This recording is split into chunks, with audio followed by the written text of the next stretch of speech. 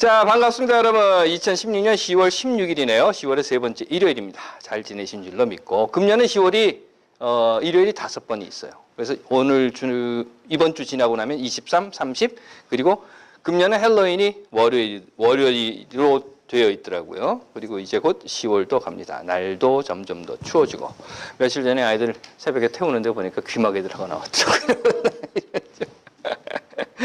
춥다고 막 덜덜덜 떨고. 그리고 이제 차 타면 차 안에 히터가 나오니까 덥잖아요. 그럼 애들이 이제 벗는 거예요. 하나씩 하나씩. 그래서 요즘 같으면 그렇습니다. 제가 항상 하는 말이, 겨울 끝나고 나면 나는 장갑, 목도리 장사를 해도 돼 라고 하는 정도로 그렇게 애들이 막 벗어 던지기도 합니다. 하지만 새벽에 춥고 낮에 덥고 그러다 보니까 감기 걸리기 딱 좋은 계절이에요. 아침에 아이들 학교 보내실 때에 더우면 벗더라도 위에 뭐 거칠 수 있는 이런 옷 하나쯤 가지고 다닐 수 있도록 해주시는 게 좋습니다. 스쿨버스 운전사들끼리 그 정보 교환을 위해서 개설되어 있는 인터넷 커뮤니티가 있어요. 우리들끼리만 하는 이야기 뭐 이런 것들이 들어있는 곳인데, 지난주에 제가 페이북에도 올렸던 것처럼 뉴멕시코 근방에 있는 스쿨버스 운전사가 학생들을 태우고 가면서 전화기를 사용을 했다는 거예요. 전화기를 이제 운전을 하면서 애들 태우고 전화를 한 거예요. 그런데 요즘은 아이들이 다 이 전화기를 들고 다니잖아요. 그러니까 그걸로 다 찍은 거예요, 애들이. 동영상을 찍어가지고 엄마한테 갖다 줬어. 엄마가 그거를 가지고 경찰한테 신고를 했어요.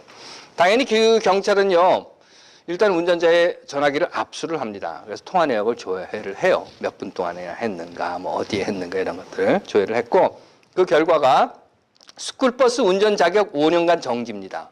그 5년 동안 스쿨버스 운전을 할 수가 없는 거예요. 그리고 법원에서 벌금을 부과했는데 벌금 액수가 3,700 몇십 달러예요. 참 대단하다 싶었는데요. 그 결과가 나온 거 보니까 이런 거예요. 기본적으로 운전 중에 전화를 사용한 것에 대한 벌금이 있는 거고요. 그리고 그 당시에 스쿨버스에 타고 있었던 학생 수에 비례해서 벌금을 부과했다는 거예요. 몇 명이 타고 있었는지는 모릅니다. 뭐 10명이면 10명, 뭐 5명이면 5명이었을 텐데 그 학생 수에 따라서 벌금을 부과를 했어요. 다시 말해서 스쿨버스 운전자가 전화기를 사용을 하는 것은 물론 불법이죠. 하지만 그것과 더불어서 스쿨버스에 타고 있었던 모든 학생들에게 영향을 끼칠 수 있는 행위였다 이거예요. 그러니까 5명이 타고 있었으면 그 5명에게, 10명이 타고 있었으면 그 10명에게. 그러다 보니까 영향력만큼의 책임을 유기한 것에 대한 벌금이다. 이렇게 나왔더라고요. 영향력이 큰 만큼 책임도 따라야 하는 것이 당연한 이치죠. 그렇지 않습니까? 부모는 자녀보다 영향력을 더 끼칠 수 있어요. 교사는 학생보다, 사장은 사원보다, 장교는 사병보다, 의사는 환자보다, 고위 공무원은 일반 공무원보다, 국회의원은 지역 구민보다, 대통령은 국민보다 더 영향력을 끼칠 수 있습니다. 그렇기 때문에 더 막중한 책임을 지워줘야만 하는 거죠. 사실 그렇습니다. 여기 모이신 여러분들이요, 인정을 하시든지 하지 않으시든지 간에 여러분들은 이 사회에서 상대적으로 더 많은 영향력을 끼칠 수 있는 자리에 있는 분들이에요. 그 말은 여러분들에게 더 큰 책임이 있다는 겁니다. 교회라고 하는 커뮤니티요, 목사가 평신도보다 상대적으로 더 영향력을 끼칠 수 있는 곳입니다. 물론 제가 그 책임을 다하는지 솔직히 좀 부끄러운 심정입니다. 기도할게요. 하나님께서 허락하신 삶의 영향력에 대한 우리의 책임을 다하고 있는지 늘 돌아보게 하옵소서. 아멘. 잘 아시는 것처럼요, 한국은 서구 선교사들에 의해서 기독교가 받아들여졌어요.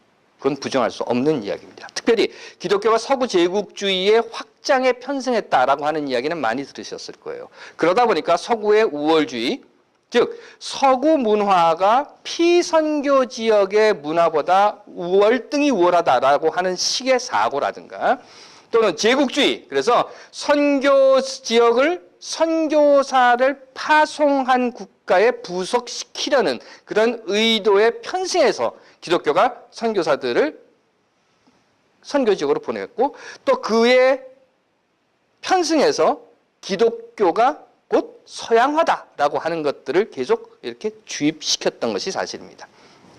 즉 선교사들이 사는 방식이 있지 않습니까? 그러니까 서구식으로 사는, 그 방식, 서구식 생활이 곧 기독교인이 되는 길이다라고 하는 생각을 심어주었던 것이고요. 그렇게 사는 것이 그래서 하나님을 믿는 사람들의 사는 방식의 전부라는 인식까지도 그 피선교 지역에 있는 사람들에게 각인시켜 주었던 것이 사실입니다. 더욱이 기독교를 전파한 선교사들이요, 대부분은 거의 대부분이죠, 가진 자의 편에 있었던 사람들이었습니다. 그 말은 선교사를 파송한 국가가 피선교 지역보다 훨씬 더 많은 것을 가지고 있었다라고 하는 겁니다. 그러다 보니까 선교사들이 가지고 왔던 서구의 기독교라고 하는 것은 거의 대부분이 가진 자의 하나님, 또는 강한 자의 하나님, 이긴 자의 하나님, 높은 자의 하나님이라고 하는 모습으로 피선교 지역에 심어주게 되었던 겁니다. 그래서 여러분들 많이 들으신 이야기예요. 하나님 믿으면 축복받고 돈 많이 벌고 건강하고 승리하고 높아지고, 한마디로 하나님 믿으면 잘 먹고 잘 산다, 이런 거죠. 그러면서 이런 말들을 우리들은 늘 들어왔습니다. 아주 쉽게 그냥 들어왔습니다. 봐라, 저 선교사들 얼마나 멋지냐, 잘 살잖아, 하인도 두고 우리 생전 듣도 보지도 못한 맛있는 것도 먹고, 봐라, 옷도 멋지고 또 뭐 희한한 기계들도 가지고 있고, 그러니까 우리도 하나님을 믿으면 저렇게 선교사들처럼 잘 살 수 있다 라고 하는 모습으로 보였던 겁니다. 결국에는요, 선교사의 신앙과 선교사의 신학과 선교사의 문화 속에 기독교 선교라고 하는 이름으로 잠식되어 갔던 우리들의 역사가 있었습니다. 성경에는 욥이라는 사람이 있어요. 물론 욥이라고 하는 사람이 실제 인물은 아닙니다. 전설적으로 내려왔던 어떤 의인이라는 호칭이 붙은 사람이에요. 욥기가 정확하게 몇 년 몇 월 며칠에 초고가 완성되고 몇 년 몇 월 며칠에 탈고되고 뭐 이렇게 해서 초판이 인쇄가 되었는가, 이런 우리는 모릅니다. 당연히 모르는 얘기죠. 하지만 대략 그 욥기가 사용하고 있는 상황과 단어들을 비춰본다라고 하면, 욥기는요, 포로기 이전부터 시작해서 포로 후기의 제사 문서를 전체적인 자료로 삼고 있는 겁니다. 이게 무슨 소리냐? 간단히 말씀을 드리면 이런 거예요. 남북 이스라엘이 쫄딱 망하고 다 포로로 끌려가고, 그리고 다시 포로에서 70년 만에 돌아와서 지금 그 황폐하게 망해버린, 폐허가 되어버린 그 고국의 참상을 보고 있는 그 기간 동안에 쓰여진 거라는 겁니다. 그러면 보죠. 고국에 돌아와서 황폐하게 망가져버린 그 성전과 참상, 무너져버린 성벽을 보면서 이들은 뭐라고 이야기를 하는 거야 하면 이렇게 하는 거예요. 하나님, 왜? 도대체 왜 이런 일이 벌어졌습니까?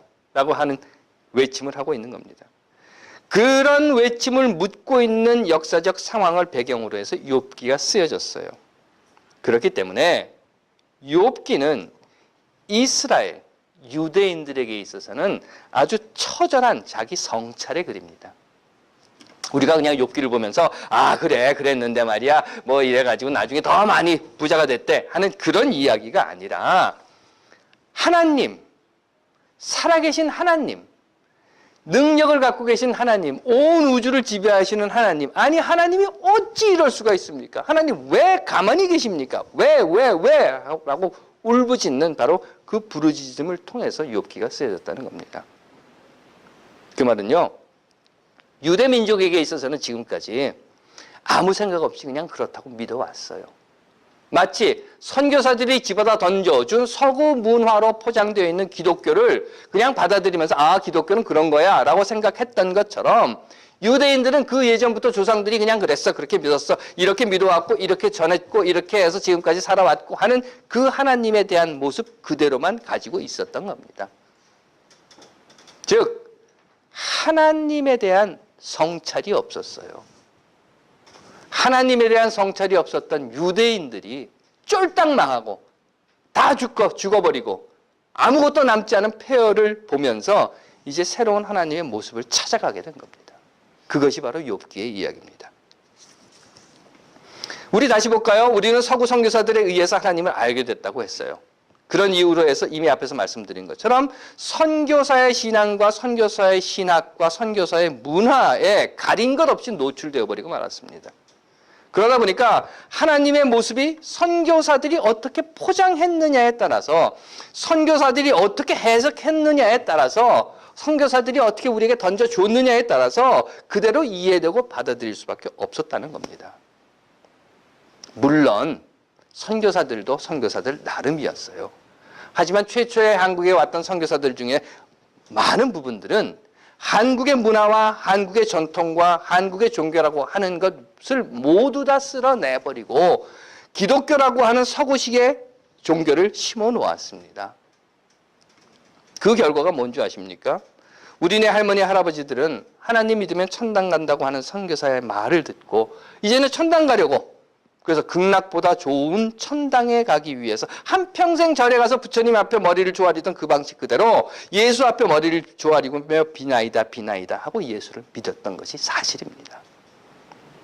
또한 하나님 믿으면 부자 된다는 선교사들의 말, 그 말을 듣는 순간에 이제부터는 더 이상 무당에게 가서 굿하지 않고 교회에 와서 부자 되게 해주십시오, 부자 되게 해주십시오 하고 매일매일 새벽같이 하루도 빠짐없이 새벽 기도를 해대면서 무당들에게 바쳤던 복채를 교회에다가 헌금으로 바치는 일도 있었던 것이 사실이며, 하나님 믿으면 아브라함처럼 자손이 많아진다 라고 하는 선교사들의 이야기를 듣고 예수를 믿기 시작했고, 그래서는 결국 돌부처에 코를 갈아먹는 것보다 십자가를 가슴에 탁 품고 그리고 살아왔던 것이 사실입니다. 그러다 보니까 단순화되어 있는 신앙의 그림이라고 하는 것은 부자가 축복인 거예요. 사회적으로 지위가 높은 것이 축복입니다. 권력을 가지고 있는 것이 축복이고, 지는 것보다는 이기는 것이 축복인 것이고, 빼앗기는 것보다는 빼앗는 것이 축복이고, 죽는 것보다는 죽이는 것이 축복이 되었던 그런 신앙을 갖게 되었다는 겁니다. 욥기가 있기 전에, 포로로 붙잡혀 가기 전에, 성전이 파괴되기 전에, 나라가 멸망하기 전에 유대인들에게 있어서 하나님은 바로 그런 분이었고 하나님에 대한 이해는 그런 것이었어요. 이것이 축복이다. 우리만이 선택받은 백성들이다. 우리는 승리하는 백성들이고, 우리는 축복받은 백성들이고, 우리는 이기는 백성들이고, 우리는 쟁취하는 백성들이고, 우리는 탈취해서 많은 것을 가질 수 있는 백성들이다. 이것이 바로 하나님의 축복이다 라고 했던 것입니다. 그런데 이제 무너진 성전을 보면서, 패배한 민족을 보면서,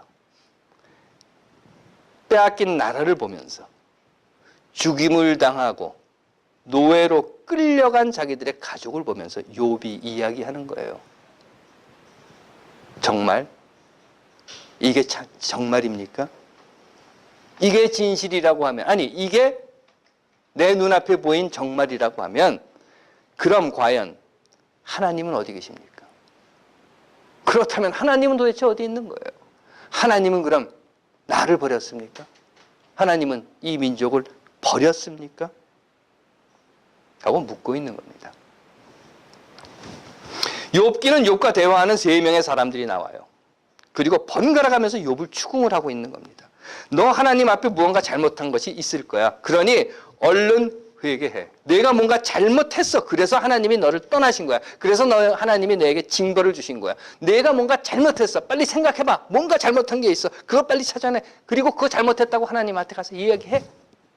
하나님 앞에 빌어. 회개하고 용서해달라고 해.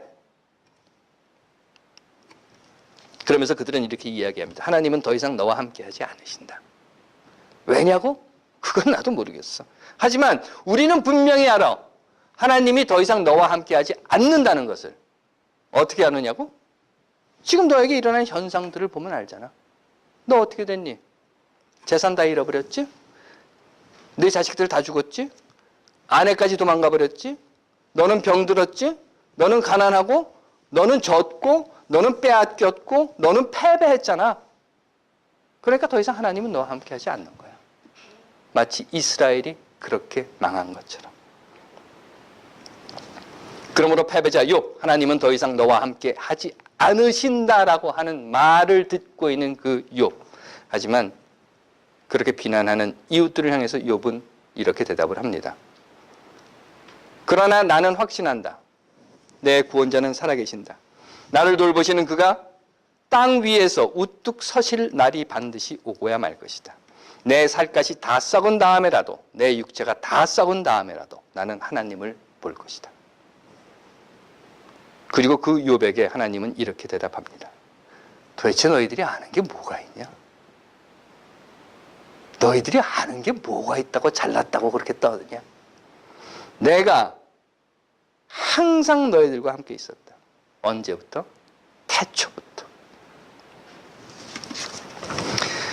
하나님께서 사랑하시는 여러분, 이제 우리를 봅시다. 우리는 승리자 하나님, 서구 신학의 하얀 하나님이라는 개념 속에 너무도 깊이 젖어 있었어요. 그러다 보니까 잃은 자의 하나님, 패배자의 하나님, 낮은 자의 하나님, 고통당하는 자의 하나님, 어두운 뒷골목에 서 계시는 하나님의 모습은 보지 못했던 것이 사실입니다.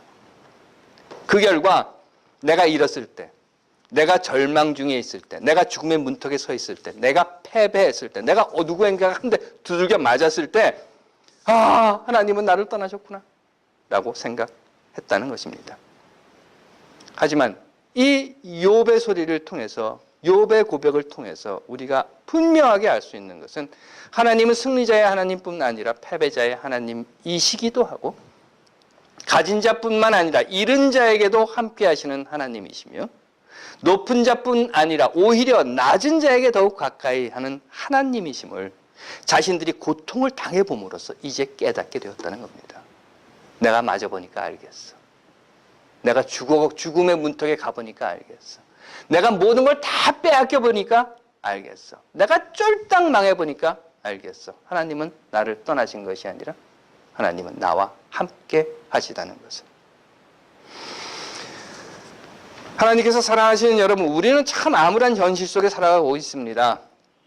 저도요, 설교할 때 기쁜 이야기, 좋은 이야기, 신나는 이야기, 희망이 활활 타오르는 이야기, 그저 예수 잘 믿으면 잘 먹고 잘 산다, 그러니 세상 염려, 걱정, 근심 이런 거 다 하지 말고 그냥 예수 잘 믿어라, 모든 걸 다 하나님께 맡기고 신경 꺼라, 이런 이야기를 하면 좋을 텐데 그게 안 됩니다. 매년 첫 설교를 할 때는 금년에는 좀 이런 설교를 해야지 라고 시작을 하는데 가다 보면 꼭 이렇게 설교가 옆으로 빠집니다. 왜? 그렇지 못한 현실 속에 우리가 살고 있고 또 이 아픈 현실을 외면하는 것은 하나님을 믿는 방법이 아니라고 저는 믿고 있기 때문입니다.